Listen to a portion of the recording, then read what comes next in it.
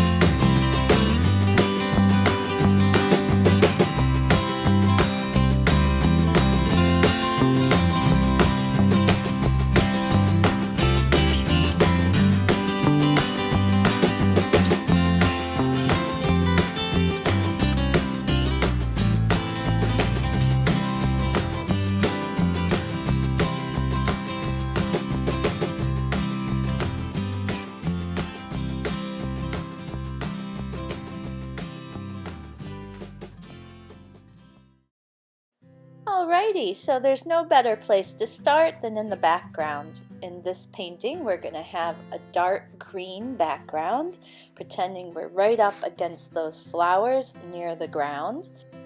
I pre-wet my largest brush and then just move it around all over my canvas or paper.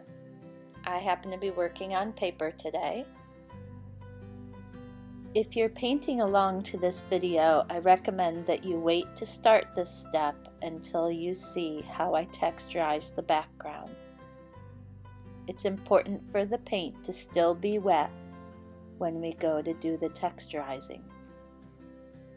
And we're then going to add in a little bit of dark blue at the bottom to see if we can change and darken that green a little bit more.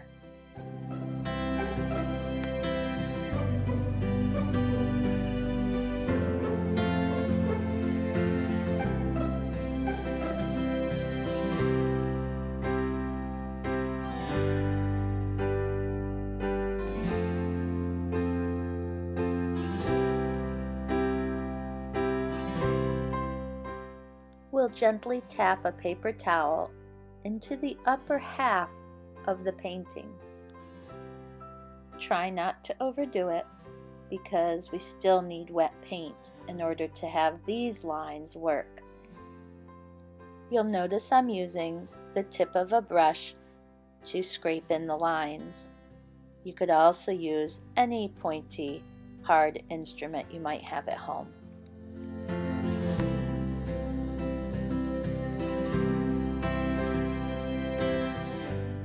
I hope you had fun painting that background. Okay, so now step 2, the flower stems. Let's go ahead and use a medium and light green along with a little bit of white. I've pre-wet my small brush, and then I start at the top of a stem and work my way down, using a little bit of a curve to my stroke. Notice how the curves are in different directions, are different lengths and heights. I recommend 5 or 7 stems to start. Great, now for the flower petals. I'm going to use a small, soft-haired brush, and I've wet it, and then I'm going to put 2 colors and white onto that brush. With very gentle pressure, I then make small marks that go towards that stem.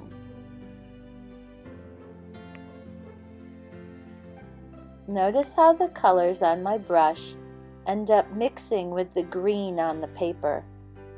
That really creates beautiful variety. If you find the green is affecting your color too much, you can dry your painting and then apply the petals.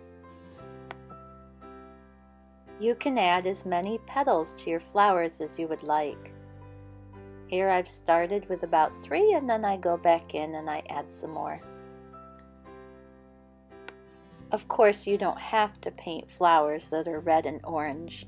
Use whatever colors you would like.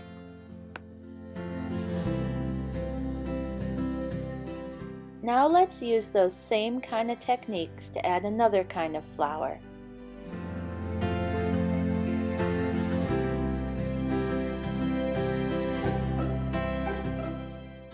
You'll notice that I've switched to a slightly bigger brush. I've wet it, and then I'll be loading it with a variety of paints. You don't have to use a different brush. You could also just wash out the brush you were using before.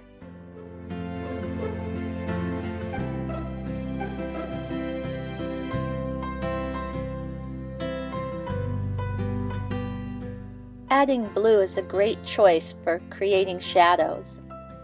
I also think it would have been pretty to create bright blue flowers in this picture. Oh well, maybe next time.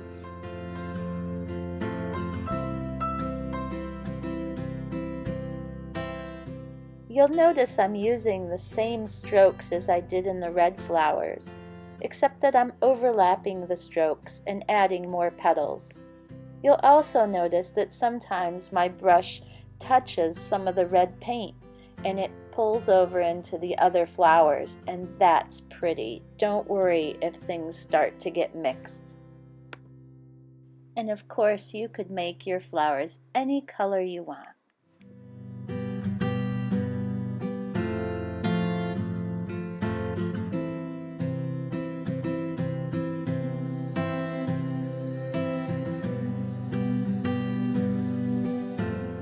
Before applying paint to this foam brush, I wet it and then squeezed out the extra water with a paper towel. I then load the brush into a medium and light green and some white, and then gently tap to the surface. Sometimes tapping with the whole brush, sometimes just the corner of the brush.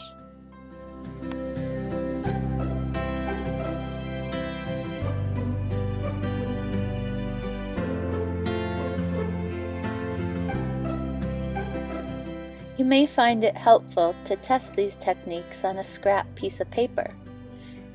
If they're giving you trouble, you don't have to include them, and you could use just simple upward strokes to resemble grasses, or a simple push. It's all up to you. It's your painting.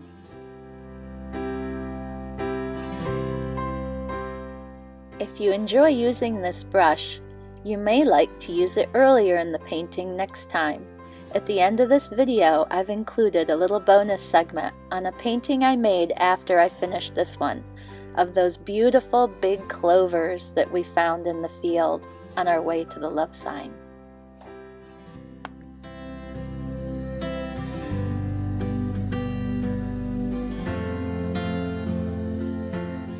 Towards the end, I dab out most of the paint in my brush and then just tap around in the top part of the picture to add little highlights. Not with a lot of definition, but just a little touch of color. I switched to a smaller brush and some dark green to put in some overlapping grasses. Overlapping my lines with other things I've painted helps to create a sense of depth in the picture. You can use dark green and dark blue together for this part too.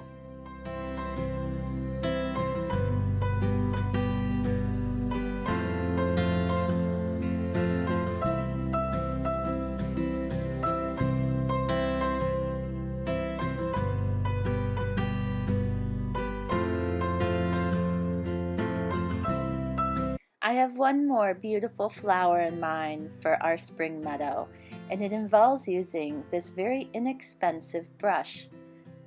I've called it my Joy Sparkler. We're going to start off by having a line of paint, white, and then one other color. You'll notice that I begin by pressing open the brush, and then I load it with lots of paint.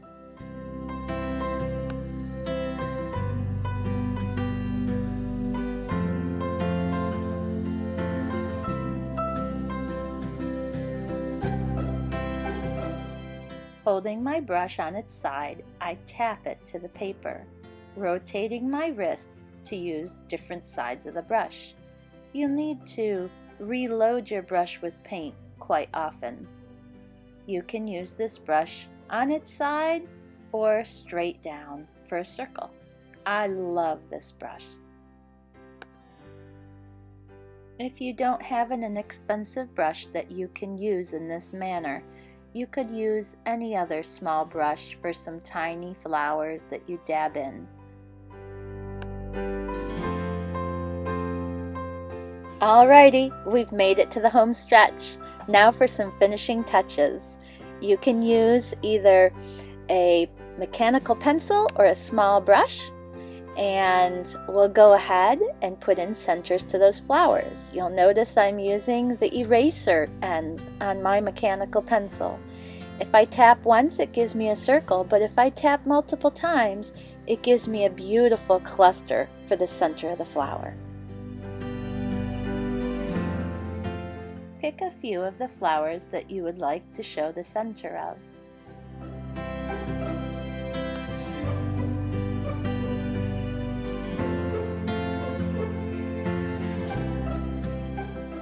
Now I've turned my mechanical pencil around and I'm going to use the tip to put in some lines.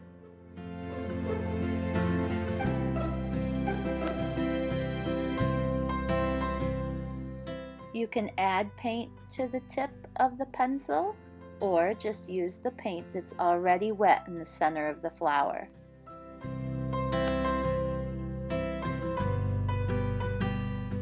I then add a few dots of white and or yellow to the center of those flowers. Isn't that gorgeous how that makes that pop? When I use a pencil like this, I'm not actually using the graphite. I'm just using the holder of the pencil.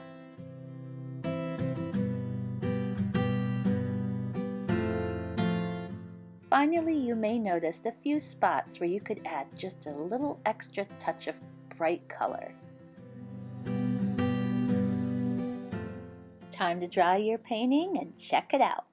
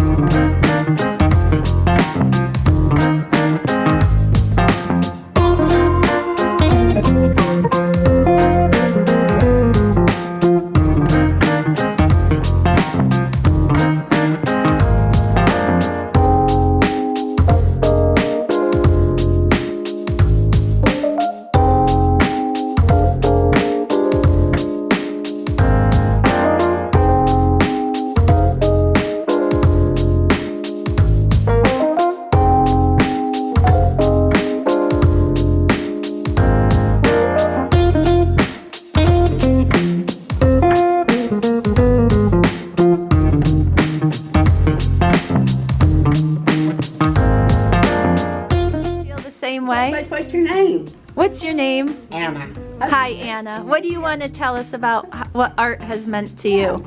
Come on.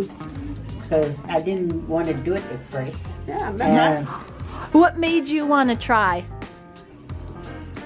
well, I wanted to try because I didn't know how it was going to turn I out. should tell you that. But when I first did it, I kept doing it, and I loved doing it.